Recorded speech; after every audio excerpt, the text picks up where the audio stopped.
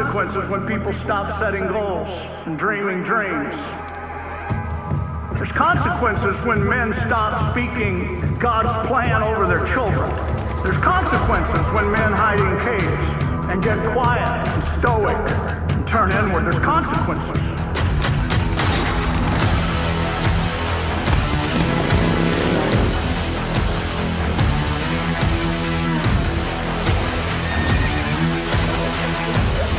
A lot of that is in our culture right now.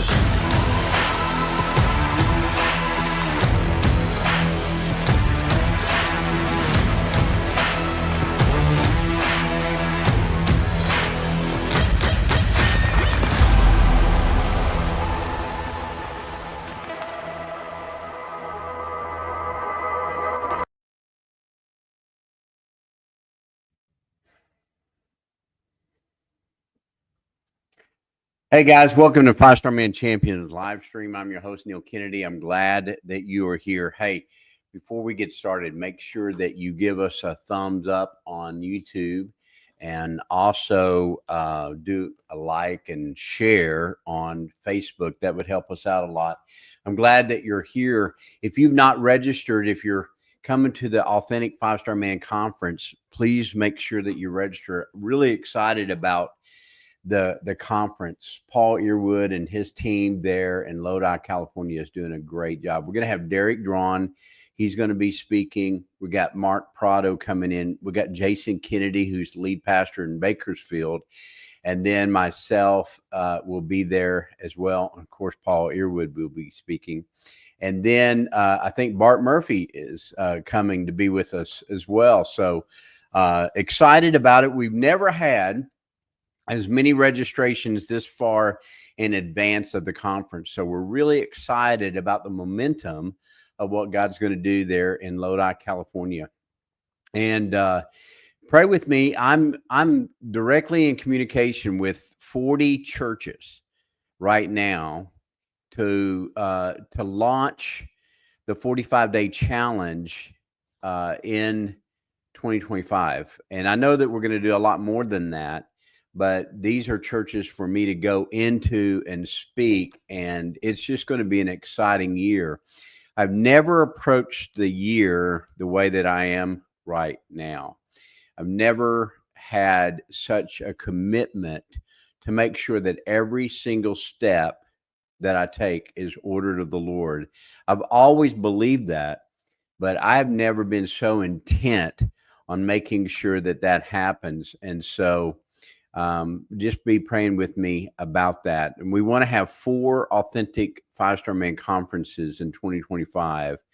And we want to have at least 36 to 40 launches just with myself, but Derek Drawn, George Sawyer, Mark Prado, and others would like to also be launching the 45-day challenge as well. If you've not already registered to do so, go to fivestarman.com and register to join the 45-day challenge. Hearing some incredible testimonies. I wish I could tell them all. And so excited about what God is doing. It's great to see all of these familiar names and guys connecting from all over. It's good to see you, Tony Moody, Paul Woods, of course, Joshua Bailey, Mark Prado that is on there, Chris Joe Cribbs, Mike. It's good to see you. So many others. I keep going and going, but let's get into tonight. I hope that you have your field guide. I emailed it to you. It's available. You'll be the first to know that I am working right now to wrap up writing a book, and my hope is to have it uploaded to publish on Friday. And if I do, then we'll make it available the following week so that you can purchase it. And it's going to be on this subject, but it's going to be some material that I have not been able to teach. But anyway, we'll make that available to you. You'll see why in shortly. So go with me to Matthew chapter 6, verse 33. Matthew chapter 6, verse 33. Now, we've been talking about tapping the protocol and the potential of prosperity. You know, I live with a conviction that you have potential within you. I live with this conviction that God doesn't ordain random, and you're not an accident. You are made on purpose, and you are made for purpose. So that means that God placed within you. Now listen to me carefully. God placed within you all of the potential of your future. I just made a statement that you really need to meditate on.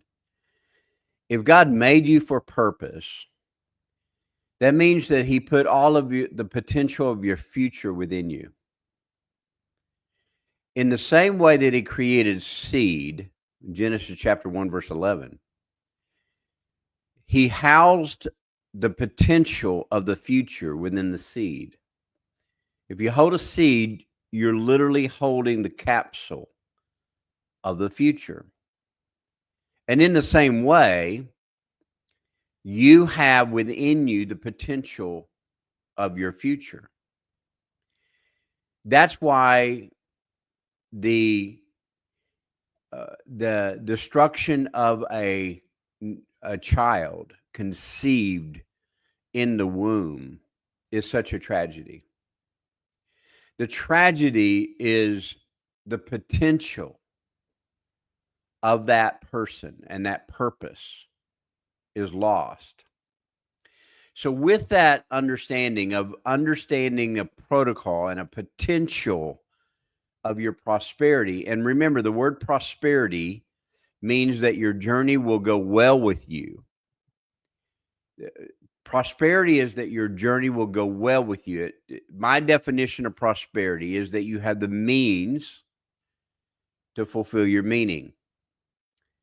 You have the means, you have the ability, you have the finances, you have the provision for your vision. And God is wise enough, listen to me, God is wise enough to put on deposit within his creation more than enough resource to amply supply that creation. So poverty is not a result of the circumstances outside of you. Poverty is a misunderstanding of the potential that is within you. Poverty is a result of not understanding the potential within you. And one of the goals that I have in dealing with men is that you discover your potential. Now, everything is based on biblical foundations and economics, and we believe that every man has a purpose. Proverbs 20, verse 5, the purposes of a man are deep waters, and men of understanding draweth them out. And so we've been talking about that you are redeemed to profit, that God gave his son, and the Redeemer is the one who teaches you to profit, according to Isaiah chapter 48, verse 17. I'm the Lord your Redeemer who teaches you to profit. Jesus has a teaching for you to profit. And you have been redeemed. That is a financial term that means that you have been purchased back, and he wants to teach you to profit. Remember when he told Peter to go out into the deep and throw out your net into the deep, because Jesus knew exactly where the fish are. So Jesus wants to give you insight so that your potential can be released, because he doesn't want you to lack the ability to fulfill your purpose. I hope that you're getting this, because this is important stuff. So Matthew chapter 6, verse 33, watch this. But first, and I'm reading out of the Amplified Version, but first and most importantly, seek, aim at, or strive after his kingdom and his righteousness, his way of doing and being right, the attitude and character of God, and all these things will be given to you as well. So what Jesus is saying is you don't have to be like the world in that you don't have to chase after the stuff. But if you'll seek me, the stuff will chase after you. The collateral of you fulfilling your purpose is that you have everything that you need. So one of the goals of my life is to grant to meet the needs of my family, to grant the desires of my family, but I've not done anything yet if that's all I do. What I want to do is I want to meet my needs. I want to grant the desires of my family, but then I want to finance my purpose. Now that is where we all need to be. Where do we get to the point? How do we get to the point of financing our purpose? Are you with me? So tonight's principle is money is a quantifiable analog of your life. Here's what that means. It is a representative aggregate of your time, your skill, your experience, your exchange, and even your relationships. In other words, money, once it comes into your hand, money is representative of you. Now, let me explain this. I wish I had some currency near me, but I didn't grab any. But you understand. If you're holding a Benjamin in your hand, a Benjamin, $100 bill, that means that you received that $100 bill because of a skill, an intellect, an exchange of property, an exchange of commodity. That commodity could literally be an idea. It could be a song. It could be a book. It could be a painting. You could be a golfer and professional to where people will literally give you an exchange of finances so that they can be entertained by your golf game. Or maybe you can throw or catch a football. Or maybe you have the ability to I was speaking with one of our 5-star men yesterday who is an architect, and he's drawing the blueprints for a great church. So he has the ability to take a vision and strategize. In fact, I see his name on here right now. He has the ability to take a concept of a building and design it on paper so that builders can take those blueprints and build it. Well, he's going to be given financial reward for being able to do that. Are you with me? So money is the quantifiable analog of your life. Whatever you bring to the table, someone will pour into your lap the finances in exchange with the currency that God put within you, that potential that within you. What most people don't do, what most men don't do, is they never discover actually their potential. They sell themselves short and they only do what is available. It's like minimum wage. The only reason that you should have minimum wage is because you're beginning a work. You're at that point, you're just an entry level of work. You've got to develop a skill set. If I'm speaking to young men, listen to me. You've got to develop a skill set. You've got to discover your potential, because that's when you will gain enormous amount of money. Are you still tracking with me? Money is you. When we offer money, as a representative in the form of a tithe, listen to me carefully, we are then, in fact, offering ourselves first and foremost to God. So the tithe, being representative of you, says to God, I'm seeking you first. That's what you're doing with money. Money is being a representative of you because it represents your life, your skill, your labor, your work, everything that you've accumulated. And when you give the tithe, guys, it's not about the money. It's because it's representing you, and that offering gains a voice to speak on your behalf. And what it's saying is, Neil honors God first. Tony honors God first. Robert honors God first. Because the seek ye first means I'm going to take what is representative of me and I'm going to honor the Lord. This is what it means. Seek ye first the kingdom. But then there's the promise that corresponds with that that says, if you do this, all of these other things will be added to you. In other words, I don't have to pay for my house first, my car first, my clothes first.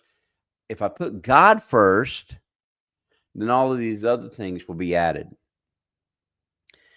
There's more to you than money, but there's nothing more to your money than your entire self. See, when you put your money first to God, that's saying to God, I value you more than I value stuff. Are you getting anything out of this?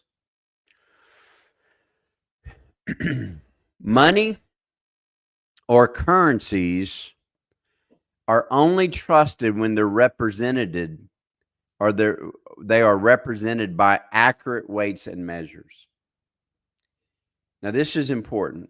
Proverbs chapter 20, verse 10 says this: differing weights and differing measures, the Lord detests them both. Now, you read that and you don't fully comprehend it until you really dissect what's going on.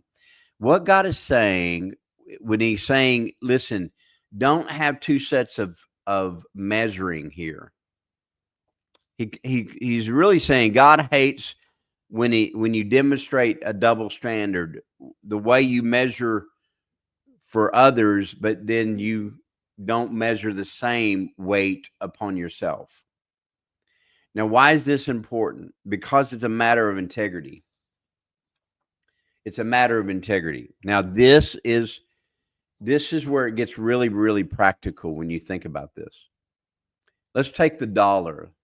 The dollar, the term dollar originated from the word thou, which a German word thou, meaning valley. And the reason why is there was a wealthy aristocrat that had his own coinage, and he was very precise in the weight and the measurement of that silver coin. So much so that when he would give that coin in exchange for their labor or for a commodity or whatever, then people began to say this is a true value of weight and measurement. So much so that the integrity of the thou became so strong that others would also try to get a hold of the coinage. And in Denmark, then it began to be pronounced, because they were called thalers. In Denmark, then it began to be called dollars. But the reason why the dollar is held, the US dollar is held of such high value, is because we hold the weight of it and we held the value of it as a commodity of exchange. Years ago, Argentina defaulted on their national debt, and so therefore their economy went through decades of ruin because no one could, quote, bank on them.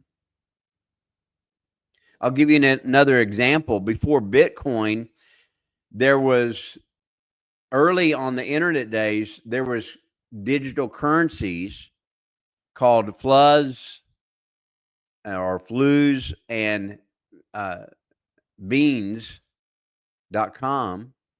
Now, both are defaulted internet currencies, but that doesn't mean that that was necessarily a bad thing. So what happened with Bitcoin came along because it has an accurate weight and measure, meaning here's what you have to have. You have to have integrity, you have to have security, and you have to have scarcity. Inflation is caused when you flood the economy with excessive amounts of money. We know that that's true because that's the only way inflation happens, is when there's a flood of currency. Are you still tracking with me? This is really important stuff. Bitcoin is thriving because it's built on those three things. It's built on integrity, it's built on scarcity and security. Now go back to Matthew chapter 6, verse 33. But first and most importantly, seek his kingdom and his righteousness. The kingdom of God is something that Jesus said, I have come to give you the good news about the kingdom. When you think about the gospel, you have to think this way. He is instituting a kingdom. Now, we've talked about this in the past few weeks, but this is where it's important. Now, let me break this down. You and I live in what is called a box of time. So God is outside of that box. He's not in the box. He's outside the box. So therefore, God is I am, not I was or I will be, just I am. The past, the future, and the present is all one and the same. It's just is. It's not going to be, it just is. So God is outside of this box, and that's what's called the unseen realm. You and I are in this box of time. But then he says, I'm going to open up a window of heaven. So that window behind me gives me the ability, even though I'm in this box of my studio, I can go to the window and look out of it, and I can see a different space. I'm in this place, but if I look through the window, I can see to another space. Now I can see outside of this box. If I open the window, then it becomes a portal to where I can literally bring the environment that is outside in, or I can even go out into that space. Are you tracking with me? So in Malachi chapter 3, when God says, I will open up the window, what he's saying is, I am going to give you a portal to the kingdom of heaven, so that outside of the box, you're able to tap into the unseen realm. What you can't see through this wall, I'm going to give you access points of the windows of heaven, and you're literally going to be able to see the unseen realm. Okay, in the same manner, this is a window, right? These tablets and these phones are windows. Even Microsoft recognized that. What did they call their software? They called them Windows. Why? Because you're seeing a window. And what happens is, in this window, I have the ability to go to the unseen realm of the internet, and the entire network of the internet is available to me through this window. I can literally go and retrieve currency. I can do business. I can be entertained. I can exchange communication. I can speak to someone. I can speak to somebody all across the world. I had several phone calls today. I spoke with Chris in Grand Junction, Colorado today on this window. Regardless of the distance and the time zone, what happens? The window. What I'm hoping that you're getting to understand is, listen, when you are tithing, you are saying to God, I am putting you first. And he says, I will open up the window of heaven and you will have access to my kingdom. And as wealthy as this is, having the window to the kingdom of heaven is greater value. There's nothing that can compare to it. So, guys, tithing is not a matter of legal obligation. Tithing is an opportunity in order for you to tap into the kingdom of heaven, for you to tap into the unseen realm of your own potential and discover the prosperity that God has for you and your purpose. I'm telling you, the greatest thing you could ever possibly do is get in alignment to where Matthew chapter 6, verse 33, but seek ye first the kingdom and his righteousness, and all these other things will be added to you as well. Then you're not going to have to worry about tomorrow. You're not going to have to worry about what you eat, what you drink, what you wear.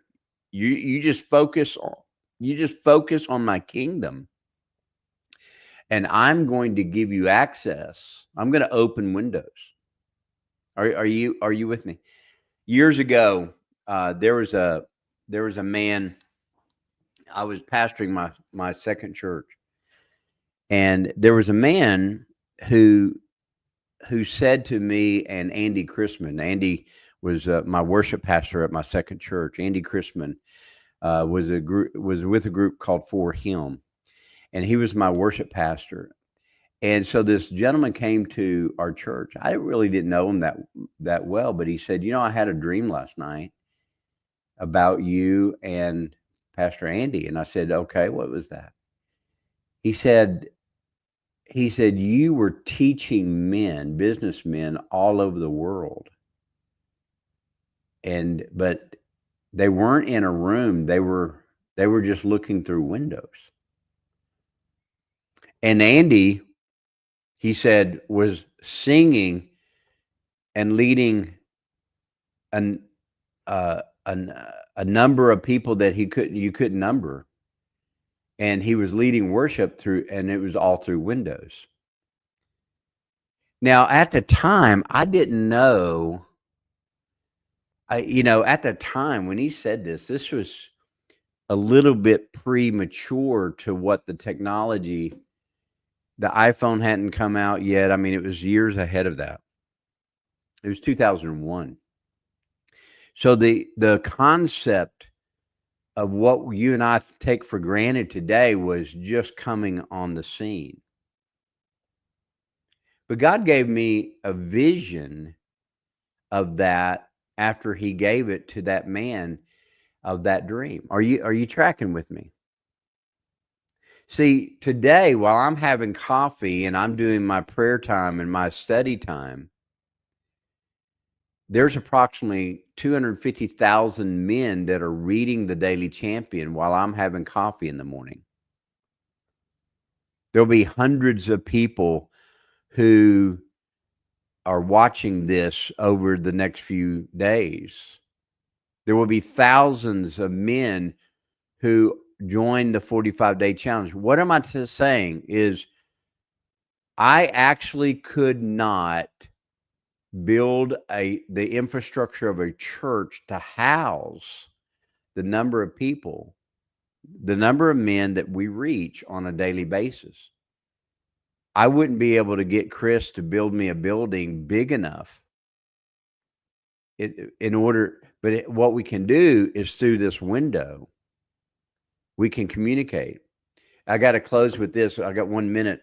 Habakkuk 2:2, the Lord said, look at Habakkuk 2:2, and that will be the strategy that you use to win men. And so I went over to Habakkuk 2:2, just like I'm doing right now. I went to Habakkuk 2:2, and I was reading, look at this, the New Living Translation. And I was reading, look at this, write my answer plainly on tablets, so that the runner can carry the correct message to others. The vision is for a future time. It describes the end, and it will be fulfilled. It seems slow in coming, but wait for it patiently, for it surely will come. It will not be delayed. So what the Lord showed me was I can reach every man through this window. On this tablet, the vision can be written in a very clear way so that you can run with it. That's what this is all about. That's what 5-Star Man is all about. That's what the 45-day challenge is all about. The Daily Champion is all about. The Champion You, the Circle of Champions. Everything that we do at 5starman.com is there so that you can run with the vision that God has given you, fulfill your purpose, discover your potential, and live out your days to fulfill your purpose. Amen. Guys, I'm excited. I'm excited for you. I can't wait to hear the testimonies of what God does in your life. So, hey, I got to go. I'm 1 minute over. We have Zoom celebrations for all of our challengers here in about 15 minutes. For you that are regular and you're on Circle Champions, you have the ability to go to the Circle Champions and link over to the Zoom. I would welcome you to join me. And as we celebrate champions who just completed the 45-day challenge, we just simply ask them to share a testimony with us. So go with me, join me in about 15 minutes over on our Zoom challenge. And I look forward to seeing you. Everyone else, God bless you. I speak blessing over you. May the Lord richly bless you. We'll talk to you soon.